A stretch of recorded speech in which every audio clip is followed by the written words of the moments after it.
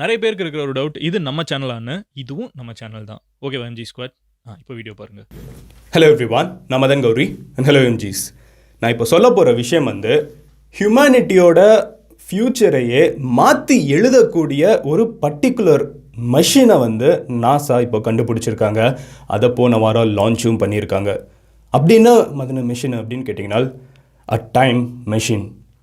20 வருஷம் நாசாவில் இருக்கிற சயின்டிஸ்ட்லாம் வேலை பார்த்து 75,000 கோடி ரூபாய் பட்ஜெட்டில் 75,000 crores rupees பட்ஜெட்டில் 20 வருஷம் வந்து ஏகப்பட்ட சயின்டிஸ்ட் வேலை பார்த்து ஒரு ஸ்பேஸ் டெலஸ்கோப் உருவாக்கியிருக்காங்க. இதோட பேர் ஜேம்ஸ் வெப் ஸ்பேஸ் டெலஸ்கோப். இது ஒரு டைம் மெஷின். இந்த ஸ்பேஸ் டெலஸ்கோப் மூலியமாக இந்த மொத்த பிரபஞ்சமும் நம்ம இப்போ வானத்தில் பார்க்குறப்ப ஏகப்பட்ட நட்சத்திரங்கள் தெரியுது. நம்ம வாழ்ந்துட்டு இருக்கிற இந்த பூமி இருக்குது. காலையில் ஆச்சுன்னா சூரியன் உதிக்குது, நைட் ஆனால் நிலா வருது. பட் இதெல்லாம் எங்கேருந்து வந்துச்சுங்கிற ஒரு கேள்வி நம்மளுக்கு இருக்குது தெரியுமா? பிக் பேங் அப்படின்னு நம்ம சொல்லி முடிச்சுடுவோம். பட் அந்த பிக் பேங் வந்ததுக்கப்புறம் அங்கேருந்து இங்கே வர்றதுக்கு வந்து நடுவில் பில்லியன்ஸ் ஆஃப் இயர்ஸ் இருக்குது. இந்த டெலஸ்கோப்பை நம்ம இப்போ யூஸ் பண்ணி அந்த பில்லியன்ஸ் ஆஃப் இயர்ஸ்க்கு முன்னாடி 10 பில்லியன் இயர்ஸ்க்கு முன்னாடி 11 பில்லியன் இயர்ஸ்க்கு முன்னாடி அந்த பிக் பேங்க்கு அப்புறம் இந்த மொத சோலார் சிஸ்டம், இந்த மாதிரி இந்த யூனிவர்ஸ்லாம் முதல்ல எப்படி உருவாச்சு, மற்ற பிளானட்ஸ்லாம் எப்படி உருவாச்சு, இந்த மாதிரி நம்மளுக்கு விடை தெரியாத கேள்விகள் இந்த ஸ்பேஸில் ஏகப்பட்டது இருந்துட்டு இருக்கு. இது வரைக்கும் நம்மளுக்கு ஸ்பேஸை பற்றி தெரிஞ்சுக்கிட்டது 1% கூட இல்லைன்னு நம்ம சொல்லலாம். இந்த டெலஸ்கோப் வந்து நம்மளுக்கும் ஆகாயத்துக்கும் நம்மளோட வரலாற்றுக்கும் இருக்கிற எல்லா ஹிஸ்டரியும் மாற்றி கொடுக்க போகுது. This telescope is going to let us look into the past. நம்மளோட கடந்த காலகட்டத்தை, நம்மளோட கடந்த காலம்னா மனுஷங்களோட சொல்ல, மொத்த பிரபஞ்சத்தோட கடந்த காலகட்டத்தை பார்க்கறதுக்கு இந்த டெலஸ்கோப் யூஸ் ஆக போகுது. It's a time machine in it self. உங்களுக்கு ஒரு டவுட் இருக்கும், என்ன மாதிரி டெலஸ்கோப் எப்படி மாதிரி டைம் மெஷின் ஆகுங்கிற கேள்வி. இது எப்படி வந்து இதுக்கு முன்னாடி பில்லியன்ஸ் ஆஃப் இயர்ஸ்க்கு முன்னாடி நடந்தது எப்படி இந்த டெலஸ்கோப்பை வச்சு இப்போ பார்க்க முடியும்? முதல்ல இந்த டெலஸ்கோப் எங்கே இருக்குது, எங்கே போய் நிற்குது, ஸ்பேஸில் எங்கே போக போகுதுங்கிற எல்லா கேள்விகளையும் இன்னைக்கு வீடியோவில் பார்க்க போகிறோம். அண்ட் ப்ராபப்ளி நாளைக்கு உங்களோட குழந்தைங்க இது ஹிஸ்ட்ரி புக்லையோ அதே மாதிரி சயின்ஸ் புக்லையோ ஃபிசிக்ஸ் புக்கில் எல்லா விதமான புக்ஸ்லையும் படிக்கிறதுக்கு வாய்ப்பு இருக்குது. ஸோ வாங்க ஹியூமனிட்டியோட நெக்ஸ்ட் பிக் ஸ்டெப் என்னங்கிறத பார்க்க ஆரம்பிப்போம். இந்த ஜேம்ஸ் வெப் டெலஸ்கோப் வந்து ஒரு டைம் மெஷின் அப்படின்னு நம்ம எல்லாருமே சொல்கிறோம். இந்த டெலஸ்கோப் வந்து எப்படி டைம் மெஷின்? இந்த டெலஸ்கோப்பை வச்சு எப்படி நம்ம டைம் ட்ராவல் பண்ணி கடந்த காலகட்டத்தை பார்க்க முடியும்? இந்த யூனிவர்ஸ் கிரியேஷன்லாம் எப்படி இந்த டெலஸ்கோப்பை வச்சு பார்க்க முடியும் அப்படிங்கிற ஒரு கேள்வி உங்களுக்கு இருக்குல்ல, அந்த கேள்விக்கான பதில் தான் இந்த வீடியோவே. பட் அதை பார்க்குறதுக்கு முன்னாடி இதை எப்படி லான்ச் பண்ணாங்கிறத நான் சொல்லிட்டேன். ஏன்னா அதுவே ரொம்ப ஃபேசினேட்டிங்காக இருக்கும். இதுக்குள்ளே தான் வந்து ஜேம்ஸ் வெப் டெலஸ்கோப் வந்து இதோட டாப்குள்ளே இருக்குது. இதை லான்ச் பண்ணுற ராக்கெட்டை தான் நீங்கள் இப்போ பார்த்துட்டு இருக்கீங்க. 1 வீக்குக்கு முன்னாடி இந்த ராக்கெட் வந்து சவுத் அமெரிக்காவிலேருந்து லான்ச் பண்ணப்பட்டுச்சு. ஏன் சவுத் அமெரிக்கா? நாசா வந்து யூஎஸ்லேருந்தே பண்ணலான்னு கேட்டிங்கன்னா, சவுத் அமெரிக்கா தான் வந்து ஈக்குவேட்டரில் இருக்குது. அதாவது எர்த்தோட உருவத்தில் வந்து இருக்கிறதுலே அவுட் சைடு இருக்கிற இடம் எது அப்படின்னு பார்த்தீங்கன்னா சவுத் அமெரிக்காவில் இருக்கிற ஒரு பர்டிகுலர் ஸ்பேஸ் தான். ஸோ அங்கேருந்து இந்த ராக்கெட் வந்து லான்ச் பண்ணப்படுது. எர்த்துலேருந்து கிளம்பி வெளியே போக ஆரம்பிச்சதுக்கப்புறம் ஒரு 30 days ஜேர்னி வந்து இந்த ராக்கெட்டுக்கு மொத்தம் இருக்குது. இது வரைக்கும் 1 வீக் தான் ஆகியிருக்குது. இன்னும் ஒரு 3 வீக்ஸ் கழிச்சு பார்த்தீங்கன்னா இது போய் சேர வேண்டிய இடத்துக்கு போய் சேர்ந்துடும். இந்த ராக்கெட் வந்து ஸ்பேஸ்க்குள்ளே என்ட்ரு ஆனதுக்கப்புறம் என்ன ஆகும்னு பார்த்தீங்கன்னா, இந்த டெலஸ்கோப் இருக்கிற ஒரு பர்டிகுலர் போர்ஷன் மட்டும் தனியாக ஓப்பன் ஆகும். எர்த் இங்கே இருக்குது. இதுக்கு முன்னாடி நம்ம லான்ச் பண்ண ஹபிள் அப்படிங்கிற டெலஸ்கோப் வந்து 570 கிலோமீட்டர் தூரத்தில் இருக்குது. நிலா வந்து 3,84,000 கிலோமீட்டர் தூரத்தில் இருக்குது. பட் இப்போது இந்த டெலஸ்கோப் போக போகிற தூரம் என்ன அப்படின்னு பார்த்தீங்கன்னா, எர்த்துலேருந்து இந்த இடத்துக்கு, இந்த இடம் டிஸ்டன்ஸ் என்னன்னு பார்த்தீங்கன்னா 15 lakh கிலோமீட்டர் தூரத்துக்கு இந்த இப்போ நம்ம வீடியோவில் பார்த்தோம்ல ஒரு பர்டிகுலர் டெலஸ்கோப், இது வந்து இங்கேருந்து கிளம்பி 15 lakh கிலோமீட்டர் தாண்டி போய் இங்கே வந்து லான்ச் ஆக போகுது. இன்னும் ஒரு 3 வீக்ஸில், ஆல்ரெடி ஒரு 1 வீக் வந்துருச்சு. இது ஆல்ரெடி நிலாவை தாண்டிடுச்சு. இங்கே வந்து 3 வீக்ஸில் போய் நின்றும். அண்ட் நான் சொன்ன மாதிரி இந்த டெலஸ்கோப் வந்து போகிற வழியிலே பார்த்தீங்கன்னா கொஞ்சம் கொஞ்சமாக எக்ஸ்பேண்ட் ஆகி, அதாவது இப்போ வந்து ரொம்ப சுருக்கி ஒரு பேப்பரை மடித்து பேனாவோட கேப்புக்குள்ளே ஒரு பேப்பரை சுற்றி வச்சா எப்படி இருக்கும் அந்த மாதிரி இந்த டெலஸ்கோப்பை வந்து மடித்து வச்சு 20 வருஷம் வேலை பார்த்தது இதுக்கு தான். ஒரு டைம் கூட ஃபெயில் ஆக முடியாது. ஏன் ஒரு டைம் கூட இந்த இது ஃபெயில் ஆகக்கூடாது அப்படின்னு பார்த்தீங்கன்னா, இது வந்து போக போகிற டிஸ்டன்ஸ். ஸோ 15 lakh கிலோமீட்டர் தூரத்தில் போய் இது வந்து செட் ஆகணும். இது ஒரு டைம் ஃபெயில் ஆனால் கூட இதை நம்ம வந்து ரிப்பேர் பண்ணவே முடியாது.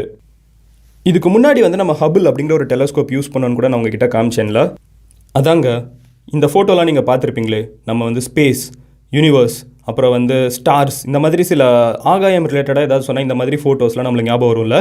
இதெல்லாம் வந்து ஹபிள் அப்படிங்கிற ஒரு டெலஸ்கோப் வந்து ஃபோட்டோ பிடிச்சி கொடுத்தது தான். அந்த ஹபிள் அப்படிங்கிற டெலஸ்கோப் வந்து 570 கிலோமீட்டர் தூரத்தில் வந்து எர்த்தை தாண்டி ஆர்பிட் பண்ணிட்டு இருக்குது. இந்த டெலஸ்கோப்பில் ஒரு பிரச்சனைன்னு வச்சுக்கோங்களேன். ஆக்சுவலாக இந்த டெலஸ்கோப்பில் நிறைய பிரச்சனை வந்திருக்கு இதுக்கு முன்னாடி, ஒழுங்காக ஃபோட்டோலாம் எடுக்க முடியல. அப்போ என்ன பண்ணாங்கன்னு பார்த்தீங்கன்னா நாசாவில் இருக்கிற சயின்டிஸ்ட் வந்து போயே சரி பண்ணாங்க.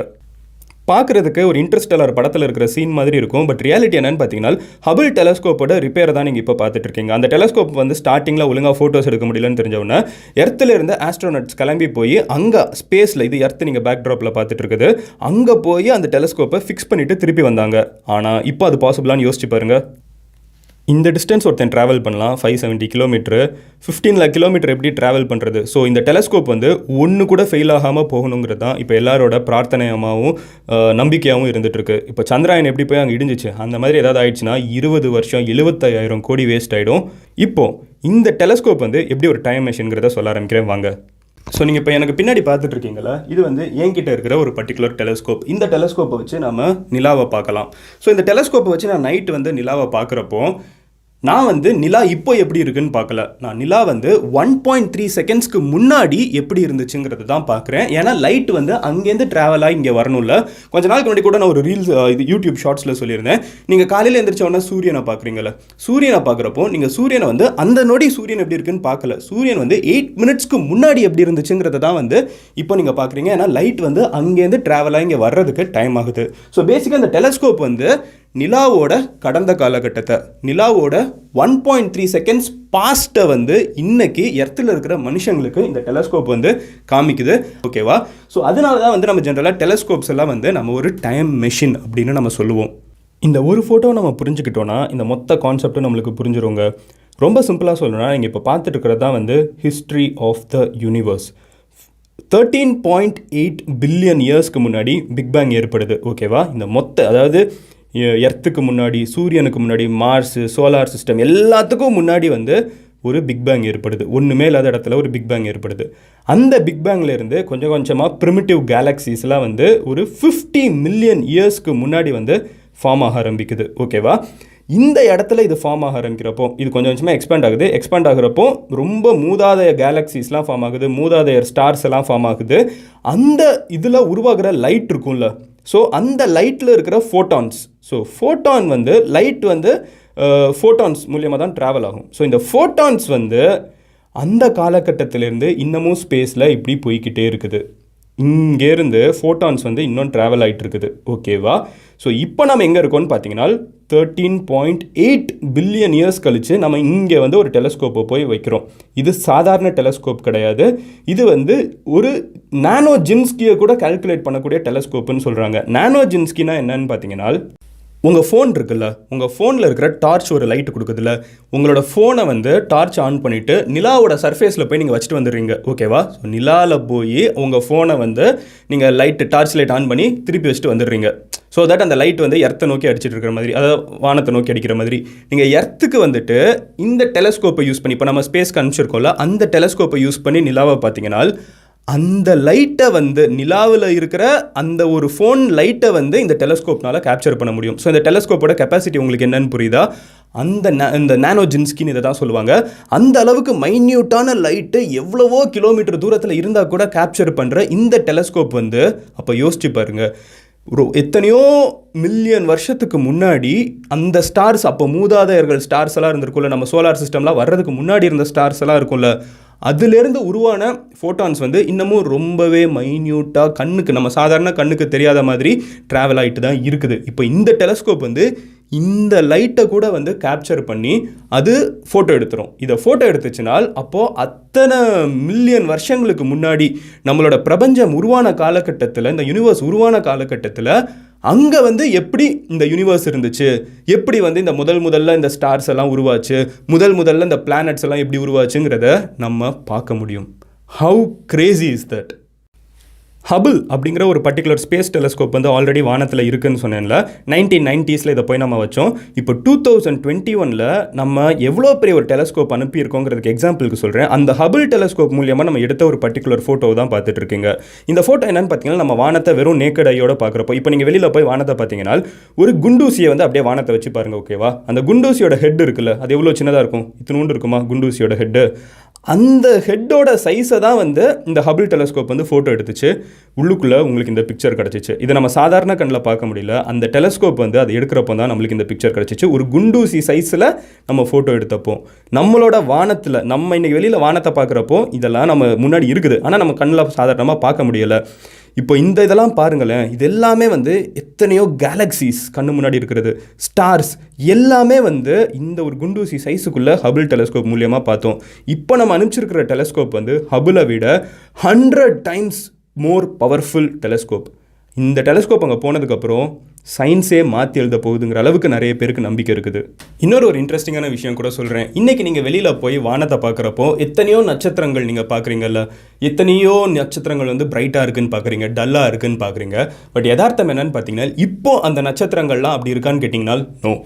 எர்த்துக்கிட்ட இருக்கிற க்ளோசஸ்ட் ஸ்டார் எதுனா சன், கரெக்டாக? ஆனால் சன்னே வந்து நம்மளுக்கு பார்க்குறதுக்கு 8 minutes ஆகுது. அப்போது சன் வந்து நம்மளுக்கு எவ்வளோ பெருசு தெரியுது. ஸோ காலையில் ஈவினிங்லாம் பார்த்திங்கன்னா சன் எவ்வளோ பெருசு தெரியுது. அப்போது சன் வந்து நம்மளுக்கு அவ்வளோ கிட்ட இருக்குது, ஆனால் அந்த லைட்டே நம்மளுக்கு வர்றதுக்கு 8 minutes ஆகுதுங்கிறப்போ இத்தினோண்டு சின்ன சின்ன டாட்டாக எங்கேயோ இருக்கிறத நம்ம பார்க்குறோம் தெரியுமா?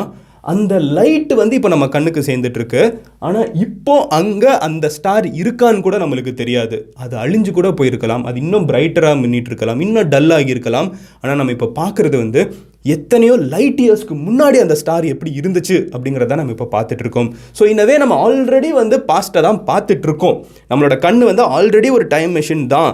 ஆனால் இந்த ஸ்பேஸ் டெலஸ்கோப் இருந்துக்கிட்டு அது எல்லாத்தையும் விட 100 மடங்கு 1000 மடங்கு பெட்டராக போய் நம்மளோட மொத்த கிரியேஷனையே முதல்ல யூனிவர்ஸ் எப்படி உருவாச்சு அப்படிங்கிறதே வந்து பார்க்குறதுக்கு ஹெல்ப் பண்ண போகுதுங்கிறது தான் வந்து இதோட இம்பார்ட்டன்ஸ்.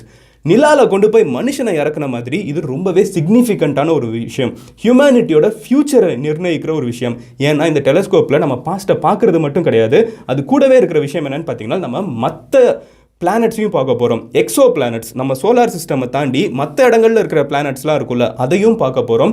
அந்த பிளானட்ஸில் வந்து இதுக்குள்ளே இருக்கிற டெக்னாலஜி வந்து அந்த பிளானட்டில் வந்து எவ்வளோ % ஆக்சிஜன் இருக்குது, மனிதர்கள் அங்கே போய் சர்வைவ் ஆக முடியுமா முடியாதா அப்படிங்கிறத செக் பண்ண முடியும். வேறு எங்கேயாவது லைஃப் ஃபார்ம்ஸ் இருக்கா, ஒரு ஏலியன் சிவிலைசேஷன், வேறு எங்கேயாவது ஒரு ஏலியன் சிவிலைசேஷன் இருக்கா இல்லையா, அதோட வார்ம்த் எப்படி இருக்குது, இது எல்லாத்தையுமே செக் பண்ணுற ஒரு கெப்பாசிட்டி கொண்ட டெலஸ்கோப்பை தான் வந்து நம்ம இப்போ ஆகாயத்துக்கு அனுப்பிச்சிருக்கோம். ஹவு கிரேசி இஸ் தட்னு யோசிச்சு பாருங்க. இது ஏதோ வந்து மார்வல் படம் பார்க்குற மாதிரி மல்டிவர்ஸ்லாம், இதெல்லாம் நம்ம சினிமாவில் பார்த்த ஒரு விஷயத்தை வந்து இப்போ நம்ம கண்ணு முன்னாடி நடத்திட்டு இருக்கோம். அட்லீஸ்ட் இதை வந்து நம்ம இப்போ போனதுக்கப்புறம் the possibilities are endless. Maybe ஒரு ஏலியன் சிவிலைசேஷனை கூட கண்டுபிடிக்கலாம். இப்போதைக்கு அஃப்கோர்ஸ் சொல்கிறப்ப சிரிப்பாக தான் இருக்குது, but there is a possibility. அது யாருமே இல்லைன்னு சொல்ல முடியாது. ஒரு எர்த்து மாதிரி இன்னொரு பிளானட்டை கண்டுபிடிக்கலாம். சிரிக்கிற மாதிரி இருந்தாலும் அதோட பாசிபிலிட்டி வந்து கண்டிப்பாக 0ன்னு யாருமே சொல்ல முடியாது. நம்ம கிரியேஷனே வந்து கேள்வி கேட்குற மாதிரி என்ன எல்லாமோ பார்க்கலாம். Possibilities are endless. So Crazy, right? So இவ்வளோ பெரிய ஒரு விஷயம் வந்து எர்த்தில் நடந்துகிட்ருக்கு. 2021 வந்து சயின்ஸ் ஹிஸ்ட்ரியில் மறக்க முடியாத ஒரு வருஷமாக மாறுறதுக்கு இந்த டெலஸ்கோப் இருக்குங்கிறதுல சந்தேகமே இல்லை. உங்கள் ஃப்ரெண்ட்ஸ் யாராவது வந்து இந்த மாதிரி ஸ்பேஸில் இன்ட்ரெஸ்டடாக இருந்தாங்கன்னா, உங்களோட ஃப்ரெண்ட்ஸோ உங்களோட சில்ட்ரனோ உங்களோட ஃபேமிலியில் இருக்கிறவங்க யாருக்கோ ஸ்பேஸ் பிடிக்கும்னால், நட்சத்திரத்தை பார்த்து ரசிப்பாங்கன்னா, நிலாவை பார்த்து ரசிப்பாங்கனால், இப்படி ஒரு விஷயம் நடந்துட்டுருக்குன்னு சொல்லுங்கள், மைண்ட் ப்ளோன் ஆகிடுவாங்க. நாளைக்கு உங்களோட வீடியோவில் பார்க்குறேன். Until then, bye. Madan Girichani of your love you all. Cheers. Have a great day. Take care. Bye. Cheers.